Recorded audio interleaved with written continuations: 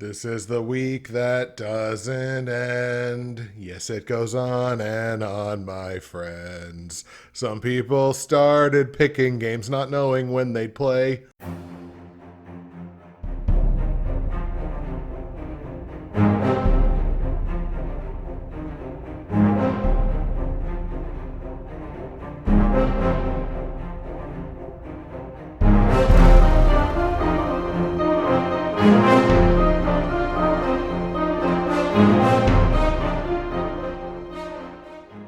What's happening, everybody? Justin, Bridgewater's finest on YouTube, Blockbuster underscore guy on Twitter, fueled as always by the incredible folks at Nerd Tees, and welcome to week 16 of my weekly NFL football pick show for the 2021 NFL football season. And holy, what a clusterfuck week 15 has been.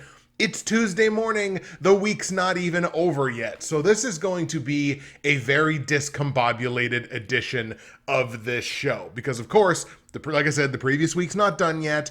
There are 2 games yet to play in week 15, which impact 4 games in week 16, because all 4 of the teams that are to play tonight play in different games against different opponents next week. So it's a ripple effect. You just take a rock, you throw it in the middle of a pond, and you just watch the ripples go forward. So this is going to be a weird week because there's 4 games where we don't have the full data set on the teams that are going to play in them. So it's a very interesting week, and it's going to probably be frustrating for some people, just like this previous week has been with all the COVID reschedulings and fantasy football juggernauts getting absolutely torpedoed in week 1. I raise my hand and include myself in that conversation. So here's what we're going to do. We're going to kind of lightning through the early stuff here in the show because, again, it's not all complete. So, I'm going to do nothing about the pick'em pools because there's still plenty to be decided there. So far, I'm 9-5 straight up on the week. So it's been a solid week for the picks so far. This could be a 9-7 week. It could be an 11-5 week. It's tough to say at this point. But right now, sitting at 9-5 straight up, 121, 101 on the season straight up. Against the spread, I'm even money at 7-7. I was sitting at 5-7, and then the 2 games yesterday both went my way against the spread. So even money right now, 107, 113, and 2 on the year. Didn't do so well on the totals, only 1-3, 10-14 since we swapped over to just doing the totals in the platinum, gold, silver, and bronze picks. So wasn't exactly a strong week, and I'm back to 30 games under 500 for the season. Speaking of the platinum, gold, silver, and bronze, was not a solid week for those picks. First of all, my platinum and gold pick, they both miss straight up. Tampa Bay loses to New Orleans in a baffling game, and Arizona loses to Detroit, also a baffling game. So I went over on both of those picks. I had both of the heavy favorites covering against the spread. That didn't work out. It was 2 low-scoring games. I had both of them going over the point total. Neither of those worked out either. Que sera, sera. It was a weird week. Now, luckily, Buffalo did beat Carolina and the Niners did beat Atlanta. Both of those were convincing wins. I did get San Francisco -9 against the spread. I took Carolina to cover +11. That did not work out. I didn't expect Buffalo to absolutely cave their heads in the way they did. And I did get under 45.5 in San Fran, Atlanta as well. So the bronze pick was actually a sweep. It was just going, 1-3, 1-6, 1-9 across the other 3 picks. So yeah, not great. So like I say, I'm skipping the pick'em pool stuff this week completely because the week is far from over at this point. And I'm basically going to be flying through Fantasy Corner this week, but let's take a quick peek in there. It is, of course, presented by the Dynasty Trade Calculator, as always. The Dynasty Trade Calculator, one of the absolute best resources online for Dynasty, Keeper, and long-term fantasy football. Player evaluations, trade evaluations, rankings, podcasts, a ton of great experts on that site. And for as little as $3, you can gain access to one of the absolute best tools available to you if you want to take long-term and dynasty fantasy football seriously, like I've started to over the last couple of years. So check the description down below. You're going to get my affiliate link, my referral link, and gain access to the DTC for as little as $3.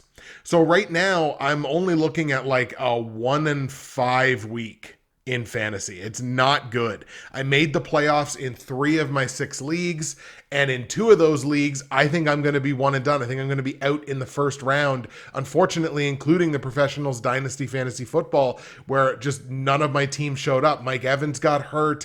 I have a bunch of people on the COVID list. Like, I'm just one of those teams that just everything that seemed to go wrong seemed to hit me all at once, and it was a perfect storm. I wound up losing to Keith. Best of luck to Keith as he moves forward in the playoffs. I'm looking at consolation matchups. We'll have to see what happens with those because obviously the week is not over yet.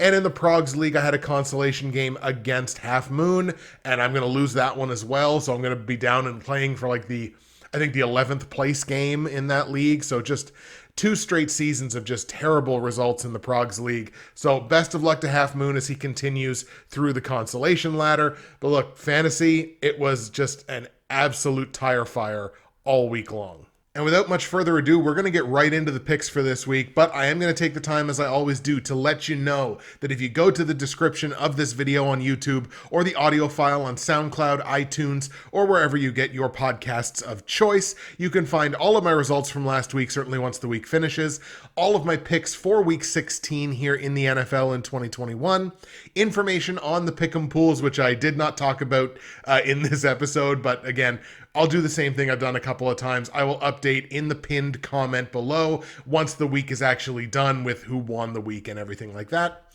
You can find information on joining the NFL YouTube Prognosticators Facebook page, and you can find information on my great friends and sponsors at Nerd Tees. Folks, in a week of abject unpredictability and craziness in the NFL, the one solid piece, the one consistent, reliable piece here is a piping hot cup of Nerd Teas as I sit down to record about this strange league.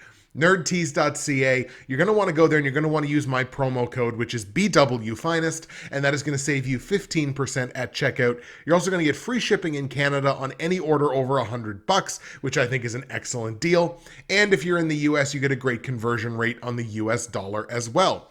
Today's blend is an old staple of mine. It is Amaretto Almond Biscotti, just a smooth cup of tea here in the morning. And you can enjoy a smooth cup of tea, one of dozens and dozens of smooth cups of tea that you can get through nerdtees.ca. Use that promo code BWFinest, get your free shipping, save your 15%, find yourself something to love, or find someone you love something to love. You can do that on nerdtees.ca. So here we go. Without any further ado, let's get into the Week 16 slate of games. Obviously a full 16-game slate, as nobody has any bye weeks left. And we're going to assume that COVID is not going to wreak havoc on the schedule this week like it did last week. Are we foolish to assume that? Probably, but it's the best that we can do with the information that we have available to us. We are going to get started in Tennessee, where the Titans are going to play host to the San Francisco 49ers. Titans dealing yet again with the absence of their big fish free agent that they brought in this offseason, that being Julio Jones. He re-aggravated his hamstring injury in their game last week. He is likely shut down now for the rest of the regular season. The impetus there is going to be to get him healthy and see what he can contribute come playoff time. The Niners, I think, are a team that are absolutely rounding into form right now. I think this is one of the better teams in the NFL. The offense playing very well. The defense certainly playing well as well, only giving up 23 points a game over their last 4. Tennessee, I really like the way the defense has played lately. They're coming off of a shutout 2 weeks ago. They only gave up 19 points last week. But man, that offense has just completely dried up. They have not scored more than 20 points at any game over their last 4. The offense really struggling. One of the lowest scoring offenses in the league over that same time frame.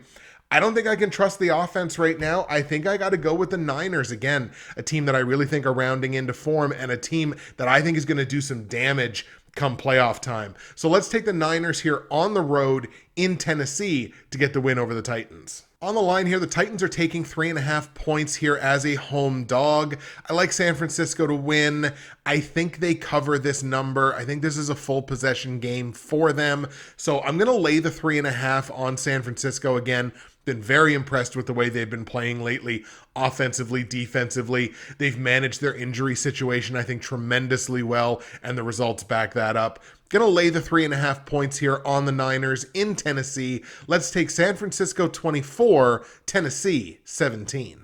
Let's go to Arizona now for what is, on paper, one of the marquee matchups of the week. The Arizona Cardinals at home playing host to the Indianapolis Colts, two of the better, higher-ranked teams in the NFL. Could this be a dark horse Super Bowl matchup? For some people, I think they would certainly look at it that way. Boy, I really have my problems with the Arizona Cardinals right now. When they don't have DeAndre Hopkins, my goodness, this offense looks completely lost. Look, there's no reason that Arizona should lose to Detroit. That's just, and I don't even think Detroit fans are going to be upset about that. Arizona is a team of a certain caliber. Detroit is a team of a certain caliber. And almost no matter the situation, Arizona should not lose that game. Despite the loss last week, Arizona is still one of the best ball control teams in the NFL. Double digit in the positive in terms of their turnover differential, so they don't make a lot of mistakes. Neither do the Indianapolis Colts. You can say the exact same about them. Double digits in the positives in terms of the turnover ratio, and one of the least penalized teams in the NFL. So again, they don't make mistakes. They force teams to beat them, and I can't trust Arizona right now. I can't trust them offensively. I can't really trust them defensively. The defense is playing all right. The last 2 weeks, though, they're not. They've given up 30 points and 30 points over their last 2 games. Losers of 2 straight games, in fact. I got to take the Colts here. The Colts are on fire to me, offensively and defensively, coming off a shutout a couple of weeks ago. Let's take Indianapolis here on the road in Arizona to get a big statement win over the Cards. On the line, Arizona is laying 1.5 here as a home favorite. I like Indianapolis to win the game outright, so give me the 1.5 on the plus side. Let's take Colts 34, Cardinals 31. Arizona's going to get drug into deep waters, and they're going to realize that they don't have a big enough oar. Indianapolis gets the win. Let's go to Atlanta now. Falcons are going to play host to the Detroit Lions. Detroit, one of the more penalized teams in the NFL. I've been talking about that for most of the season with them. They're certainly playing better. They're certainly playing better than they had earlier in the season, especially on the defensive side. They had a hiccup there a couple of weeks ago. But look, they just coming off scoring 30 points last week against a good team in Arizona. I don't think Arizona's an elite team anymore. I think they're a good team. But look, they still scored 30 points on them. That defense is pretty good. And the Lions defense is certainly playing a far cry better, excusing the hiccup 2 weeks ago, a far cry better than they were earlier in the season. Now, Atlanta, when you look at the Falcons, their offense still really, really struggling. Every week is potentially another week where Calvin Ridley could retake the field, and you could see that completely turn around. The defense playing relatively well here. But we got to look at Atlanta. Like, Atlanta's, for all their problems this year, they're not a team that's out of it. If you look at the context of the NFC wildcard picture right now, we're looking at the Rams at 9-4, the Niners at 8-6, because of course the Rams haven't played their 14th game yet. So the Rams have 9 wins, the Niners have 8 wins. Like, Atlanta's sitting there at 6-8. Like, they're right there. The third wildcard spot in the NFC is a 7-win team. The Falcons are there at 6. So they are far from out of it here. And this is not a game that, if the Falcons have any aspirations whatsoever of sneaking into one of those bottom wildcard spots, not a game the Falcons can afford to lose. I don't think it's a game they're going to lose. Let's take Atlanta here at home to beat Detroit, even though arguably you could make the argument Detroit's playing better lately. I'm still going to take Atlanta because they're the team that's got everything to lose. So let's take the Falcons at home to beat Detroit. On the line, Atlanta's laying 4.5 points here as a home favorite. I am going to hedge my bets on this one, and I'm actually going to grab Detroit plus the 4.5. This is not the greatest hedge in the world, but it's also not the worst hedge I've ever done. I don't like it enough to grab Detroit winning the game outright, but Atlanta doesn't have to cover 4.5 to win this game. So I'm going to grab Detroit with the points because you never know. The Lions could certainly win this game outright, but 4.5, just a little too many for me to lay on the Falcons as they exist right now. If Calvin Ridley winds up playing this week, it's entirely possible that they could cover that number, but I'm going to grab Detroit plus the points. So we're going to go Atlanta 24, Detroit 23. Falcons get the job done, stay alive in the NFC playoff picture. Let's go to Cincinnati now for a battle of the AFC North. And boy, this is a tight division, number 1 through number 4. Nothing is going to be decided in the AFC North, I would assume, right down to the last week of the season. Bengals playing host to the Baltimore Ravens. Bengals at 8-6 technically do have the inside track in this division over the Ravens, who are also at 8-6. Then you got the Steelers 7-6-1 and the Browns 7-7. This is a very tight division. Absolutely nothing decided as of yet. I really like what I've seen from the Bengals this year, both offensively and defensively, although I would have liked to see that's going to be the project moving forward, I think, for the Bengals. I think their offense is set, with the exception of maybe the offensive line. The defense is really where I'd like to see them focus. Now, if they land like a big fish free agent, I would not be shocked to see Cincinnati win this division next year. Whether they win the division this year or not, that obviously still remains to be seen. But this is a really important game, obviously, in the context of this division, where Pittsburgh and Cleveland are not playing each other this week. They have their own matchup, their own separate matchups, and they're tough matchups as well. So the winner of this really going to have the inside track on winning this division. Bengals playing really solid ball lately, 25 points a game and 22 points against over their last 4 games. Defense has been playing really solid. Offense has been putting up points where they need to. They got the job done last week, a very low scoring game. Baltimore has been hit and miss. And look, Baltimore's been ravaged by injuries and COVID and everything. Like they didn't have Lamar Jackson last week. It's been right from the beginning of the year with the Ravens. So it is perfectly reasonable to feel bad for the Ravens because, my God, their backfield has been a mess because of injuries. Now the COVID situation that's kind of gone through their locker room and just all kinds of stuff really have been against the Ravens this year, and it sucks. And man, did they really put on a show staying competitive, I should say, with the Green Bay Packers, especially late in that game. Man, did they really come on there at the end. And look, some questionable decisions, questionable play calls. I certainly would not have gone for it on a 4th and 5 on my own 29-yard line.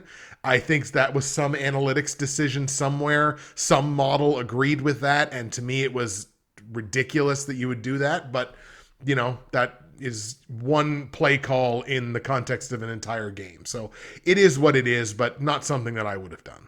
Much to the dismay of one dude on Twitter who was whining in my replies for the next couple of hours. In any case, I like the Bengals in this spot. They're a very disciplined team. They don't take a lot of penalties. Baltimore's had some problems controlling the football this year. They turn it over a little too much for my liking. I like the Bengals here. It's going to be a close matchup, a tight matchup. They're the favorites at home. I'm going to take Cincinnati to win this game and really put pressure on the rest of that division to catch up to them in the last few weeks. Let's take Cincinnati over Baltimore. On the line, like I mentioned, Cincinnati a slight favorite, laying 2.5 points here. At home, we are going to lay those points right along with the Bengals. I like them to win. It's a small price to pay, so we're going to lay the 2.5. Let's go Cincinnati 27, Baltimore 21. Very competitive matchup. Bengals get the job done. By the way, yes, I'm aware of the Joe Mixon situation with his ankle. I would be very surprised if Joe Mixon doesn't play in this game, and I figure he will be fine come game time. So I'm not discounting it. I certainly took it into consideration. I still like the Bengals. All right, now it's time to get into the games featuring teams that have not played yet in Week 15. That's the Minnesota Vikings playing host to the Los Angeles Rams. Now, the Rams will play tonight. Again, this is one of 4 games that are really impacted by the fact that one of the teams in the game has not played their Week 15 game yet. So Minnesota, look, they got the job done last night against Chicago. I didn't think their offense looked overwhelming in that game. The defense looked pretty good, but it's also against Chicago, and Chicago has this way of making other defenses look pretty good.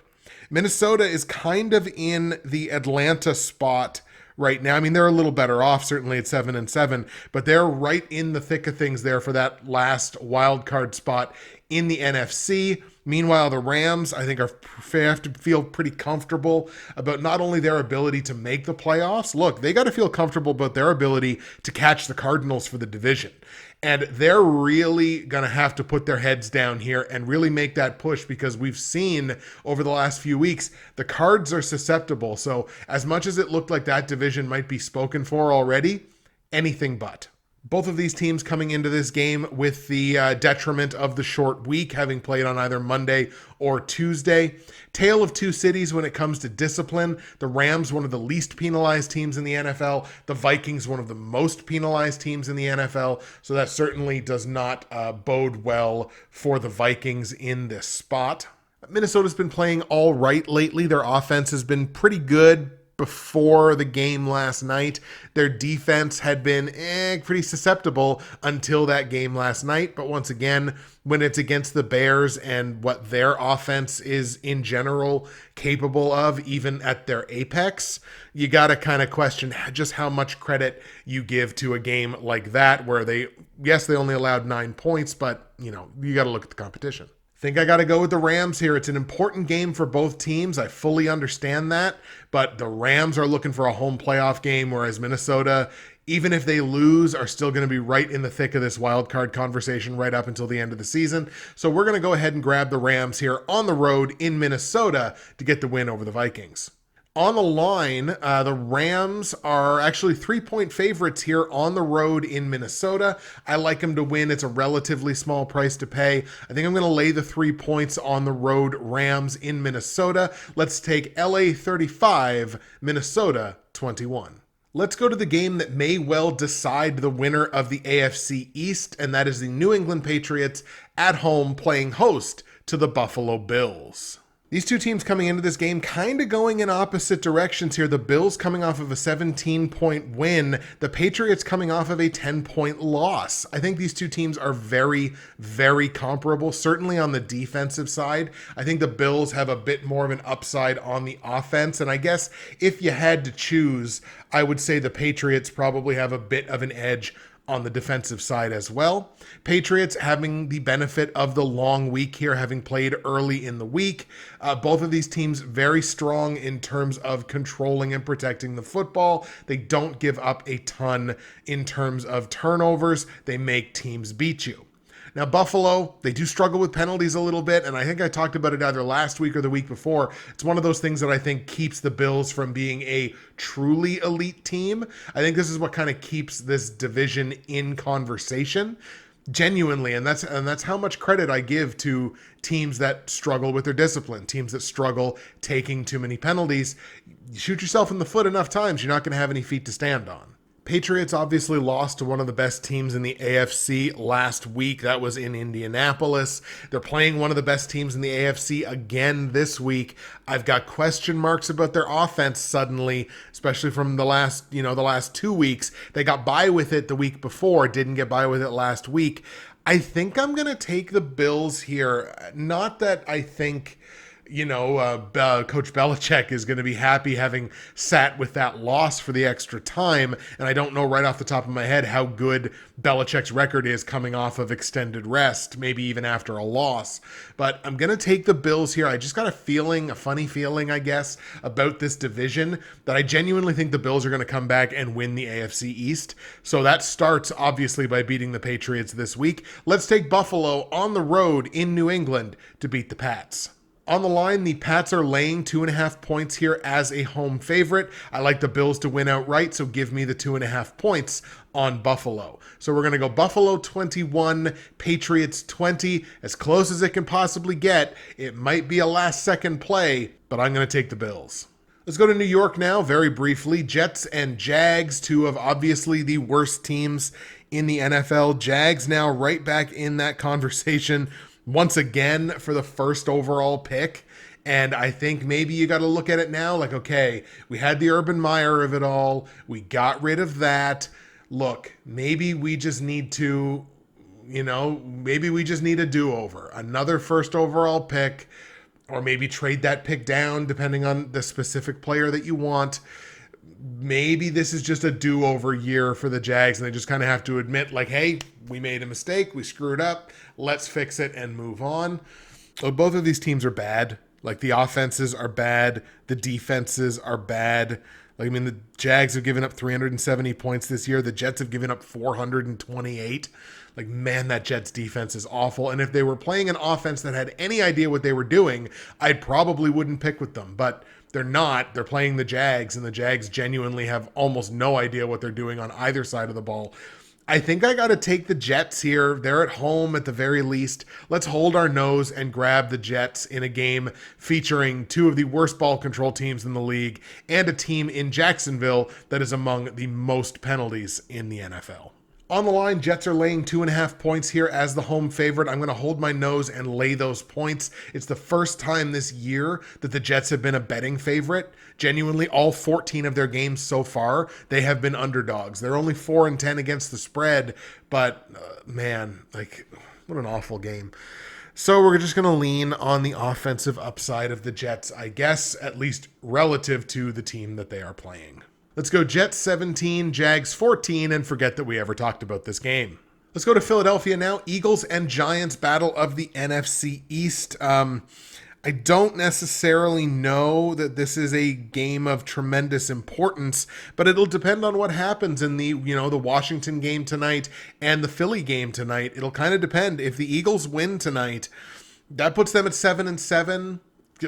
Same thing for Washington, but like, both of those teams are, like Atlanta, still in the conversation, obviously, for the wild card. So there's certainly stuff to play for here for the Eagles. The Giants, not so much. At 4-10, if they're not officially eliminated yet, I think they might be, but if they're not officially eliminated yet, they are basically done. Eagles might have the detriment of the short week here, but I feel pretty confident about their ability to turn it around quickly, at least enough to be able to handle what the Giants are going to bring to them, which is not much on the offensive side.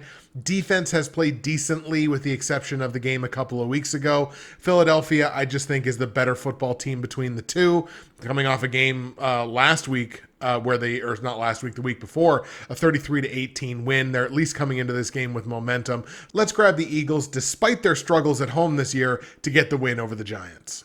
On the line, the Eagles are laying 10 points as a home favorite here against the Giants. No thank you. Not for a team that has been as bad at home this year as the Eagles have been. I understand why this line exists, but it is ridiculous, and you should laugh at it. We're going to grab the 10 points here with the New York Giants. Taking it, we don't exactly feel the greatest in the world about it because it is the Giants, and they are bad at the football, at least right now, but we're going to take the 10 points. Let's go Eagles 24, Giants 17. Competitive game. Eagles still get a comfortable win, but you can't lay the 10 points here, I don't think. Let's go to Carolina now. We're talking about a Panthers team that failed to get the job done as big underdogs last week to not even cover the point total against the Buffalo Bills. Now this week they have to play a Tampa Bay Bucks team that is both really angry and really hurt.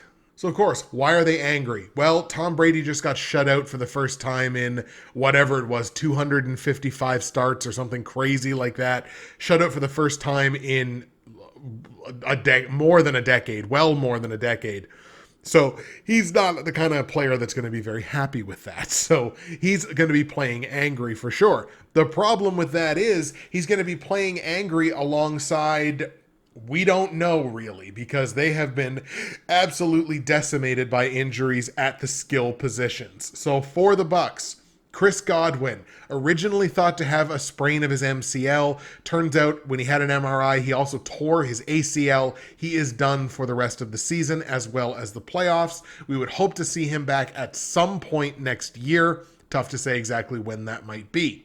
Also, Mike Evans, he injured his hamstring. He's being considered by Bruce Arians as week to week. Might he play this week? Entirely possible. Would he be at 100%? Probably not. Then Leonard Fournette at running back. He also injured his hamstring. He's expected to miss 1 to 2 weeks. They might as well shut him down for the rest of the regular season. I have to assume that they feel fairly confident here at 10-4 about winning this division and having a home playoff game. Might as well shut a guy like Lenny down until the games really, really matter. And if the Bucks were playing a more capable team this week, I think I might grab an upset here, but I'm not going to, because the Panthers have shown me over the last few weeks that they have no real inclination towards playing really solid football, and you're not going to beat the Bucks under almost any circumstances if you're not playing close to flawless ball. And they take too many penalties and turn the ball over too much to have their game be considered anywhere near flawless. Definitely on the Bucks here, and as a spoiler, this game would have been in my top 4 picks if I wouldn't have picked with Tampa Bay highly and against Carolina highly last week. There was just no place to kind of fit them in with the way that I do those picks and kind of the things that I hold myself to, so I'm not just always talking about the same teams over and over again. On the line, the Bucks are laying 11 points here as a road favorite. This is not the comfortable laying of these points that it should be. Like, if Tampa was at full strength, no question in my mind. Like, this is a blowout if Tampa's at full strength. They're not at full strength. They're going to probably be down 2.5 to 3 of their top skill players. So does that keep this game close? Yes.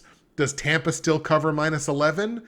Yes, they do, I think. So I'm going to go ahead and lay the minus 11 because I think this is a full 2-possession game, and I just think the minus 11 is going to hit in that context. So we're going to go Tampa Bay 24, Carolina 9. I'm not giving the Panthers a touchdown in this game. Let's go to Seattle now. Seahawks, another team yet to play this week, playing host to the Chicago Bears. Now, both of these teams will come into this game with the detriment of the short week. Chicago having played last night, Seattle playing tonight. Now, the Seahawks, who obviously have had their struggles this year, no one is going to make any claim that they have not struggled offensively and defensively this season. I think Seattle's still the worst total defense in the NFL, if memory serves me correct. One thing that they do well, they do not take a lot of penalties. They're one of the least penalized teams in the league. So again, they're going to force the team that's in front of them to do what it takes to beat them. And I don't know how anybody could have watched the Chicago Bears this year with how frequently they turn the ball over. They were, I think, -2 in the turnover differential again last night. I don't see how anybody could watch this team and think that they do their job well enough to beat almost anybody in this league. Like, what's Chicago's record right now? They're 4-10. I'm kind of shocked they've won 4 games looking at this team most weeks. I'm going to be on Seattle here. I don't think, they're just barely hanging on by a thread here. I don't think 9-8 is going to do it to get into the playoffs in the NFC, but Seattle is going to be thinking that it is, and Seattle's going to be doing everything they possibly can to try to get to that point.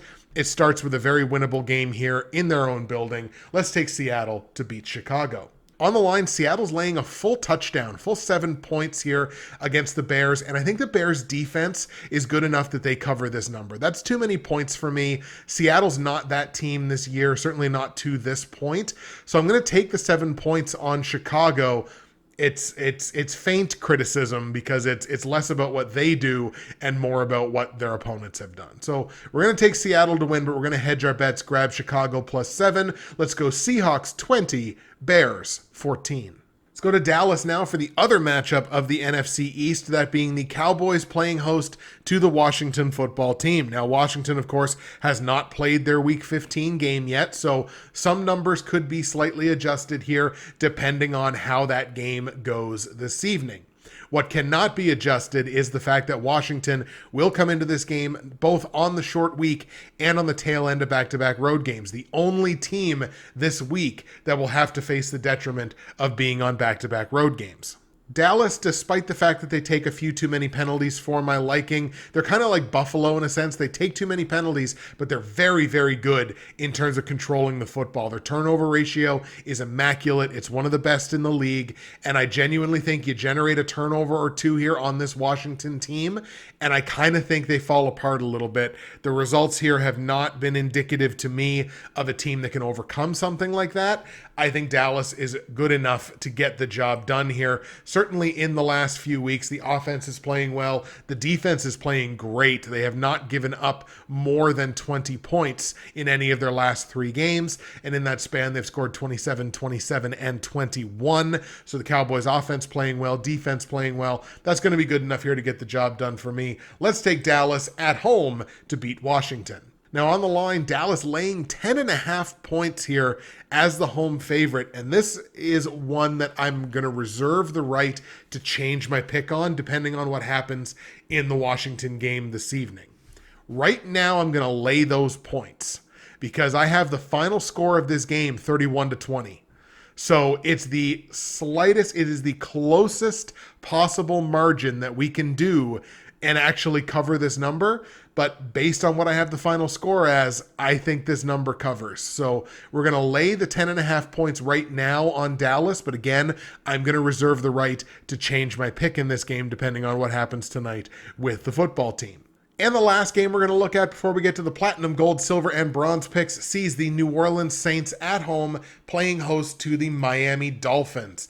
Now, New Orleans, their defense has been playing very, very well lately. The offense has looked completely lost with the exception of 2 weeks ago when they put up 30, which that was good.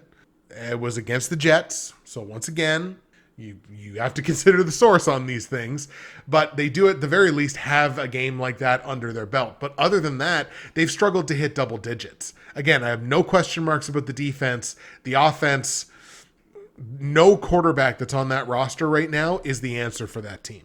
The Dolphins, meanwhile, have been on a mad dash to get themselves back into the playoff conversation here, and they've evened their record at 7-7 after that horrendous start to the year. They've at least looked closer to the team that I kind of expected them to be this year. They've certainly looked closer to that in the last few weeks. At the very least, the offense is playing exceptionally well. Even with a guy like Jalen Waddell last week who landed on the COVID list, they still got the job done putting up 31 points.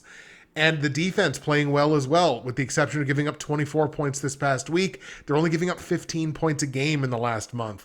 So this Dolphins team rounding into form at the right time could be a dark horse to make some noise in the AFC playoffs. Considering that I have zero faith in the Saints offensively right now, I have to go with the Dolphins here. The Dolphins on the road in New Orleans. I'm going to take them to get the upset win here over the Saints. On the line, New Orleans is laying 3 points here as a home favorite. In other words, one of those lines that Vegas doesn't quite know what they want to do with it. So I'm going to grab Miami +3 here while I can, because obviously I like them to win the game outright. I think this line shrinks before kickoff, so I'm happy to get the 3 points right now. Let's go Miami 20, New Orleans 17. Close, low-scoring game. Dolphins get the job done. Maybe last-second field goal. All right, here we go, folks. Platinum, gold, silver, and bronze picks for week 16 in the NFL. We're going to start with the bronze pick, which once again was a sweep last week. The diamond among the dirt in these picks last week. Now 13-2 straight up, 11-4 against the spread is the bronze pick, and even 8-7 on the totals this year. The bronze pick sees the Las Vegas Raiders at home playing host to the Denver Broncos. So this is a division matchup, obviously, and it's a matchup where I think Vegas has the line completely wrong. I'm going to give the Raiders at least a little bit of credit. They did get the win last week against a Browns team that was missing like half of their starting lineup due to COVID and their third string quarterback. But you know what? They got the win on a last-second field goal. I don't know how most people don't look at the Raiders, and I think I even said this last week. I'm not sure how most people don't look at the Raiders as maybe the worst team in football right now. I mean, the Carolina may have something to say about that, but this Raiders team is bad. They're going to have the detriment of the short week. They take too many penalties. Denver takes very few penalties. They're one of the least penalized teams in the league.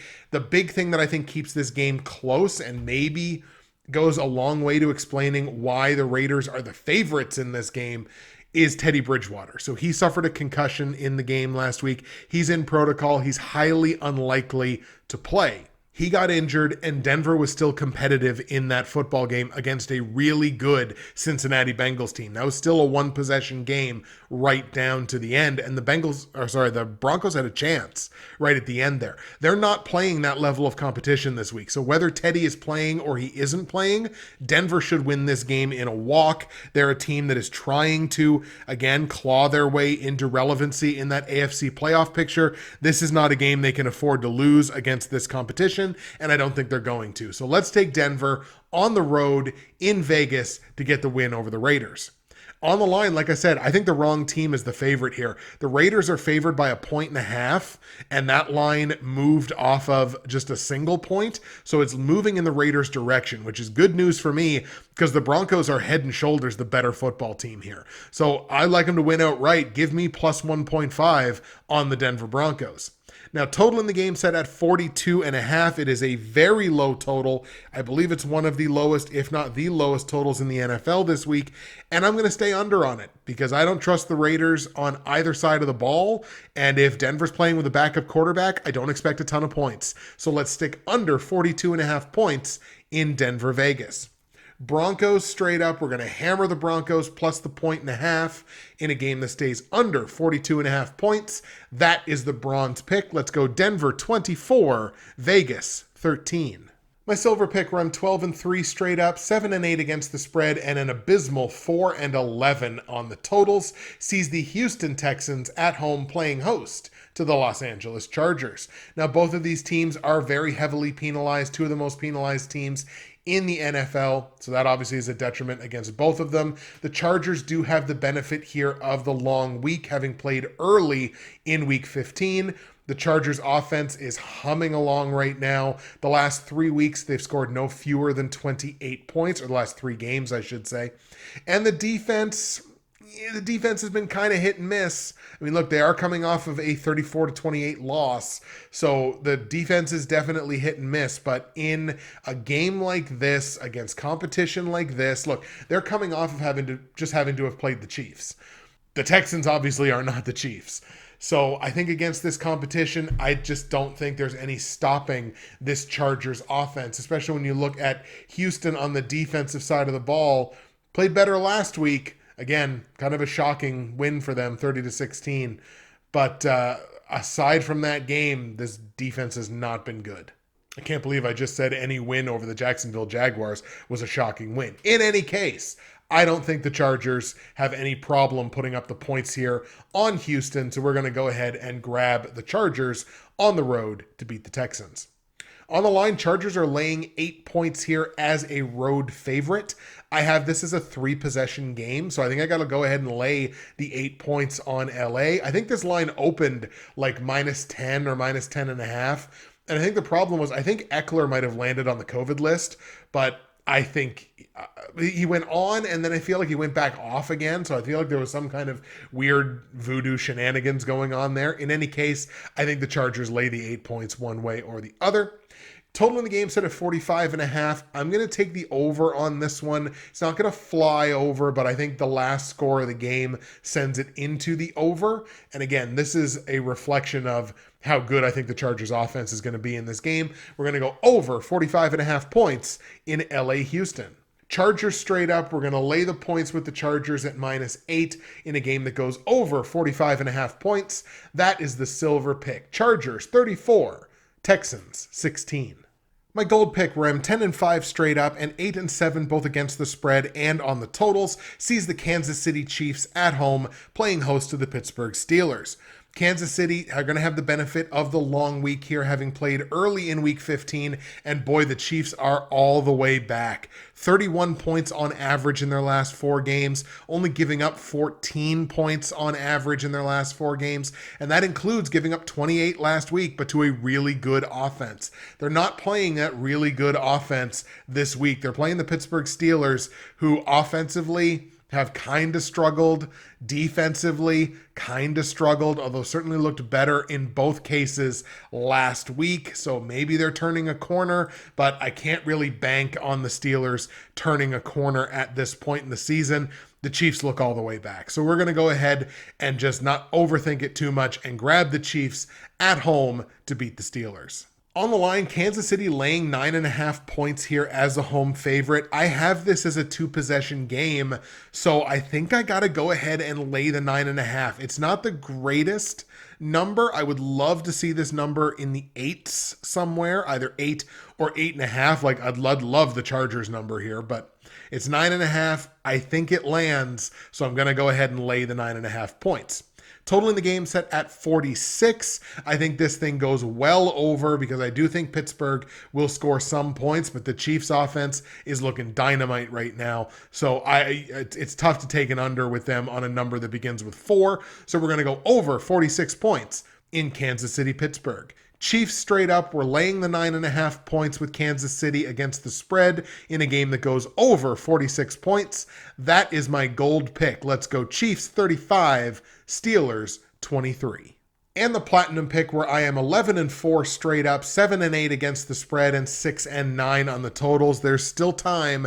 There's still time to turn this around. The Green Bay Packers at home playing host to the Cleveland Browns. Now, I'm kind of picking on the Browns here because, again, they've had such a murderous situation between COVID and injuries and what have you. So yeah, I'm kind of picking on Cleveland here, but it's their bad fortune for having to play Green Bay this late in the season.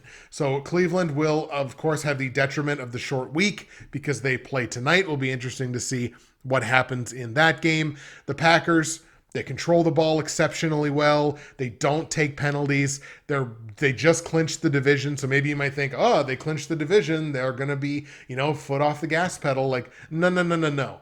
For Green Bay, the task is very simple. You have to win the NFC because you want home field advantage throughout the NFC playoffs.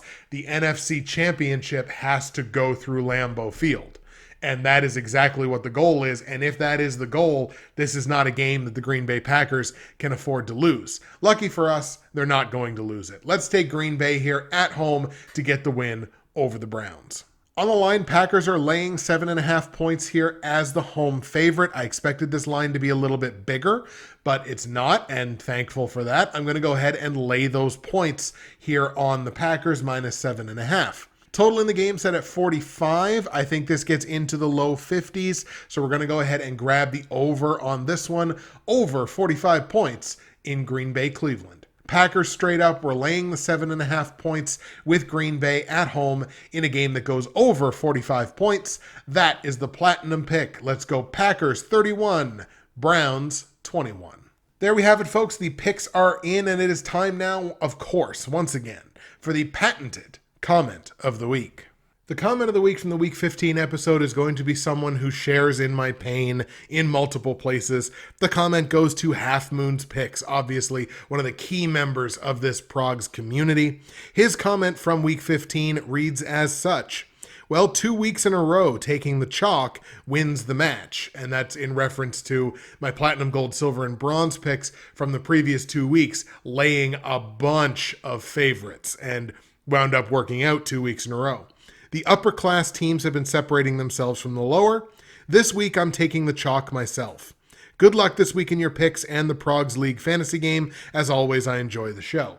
So we both took the chalk last week, and we wound up not doing overly well with that, I would have to imagine. By the looks of my platinum, gold, silver, and bronze picks, of course, I certainly did not do very well. He did better than me in the fantasy matchup where we played each other last week, but of course, where we're both in consolation, was not a great season for either of us. But Moon, fear not. Yours is the comment of the week from the Week 15 episode.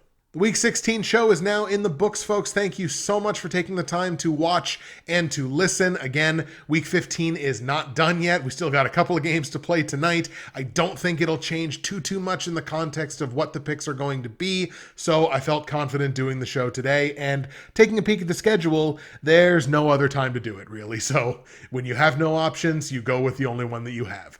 That's it for me, Justin, Bridgewater's Finest on YouTube, Blockbuster_guy on Twitter, fueled as always by the incredible folks at NerdTees. Thank you so much for listening once again. Enjoy the games coming up in Week 16. Fingers crossed we don't have too many more reschedulings and cancellations. And come back again. We will see you again in the Week 17 episode where there will be just 2 weeks left in the NFL regular season.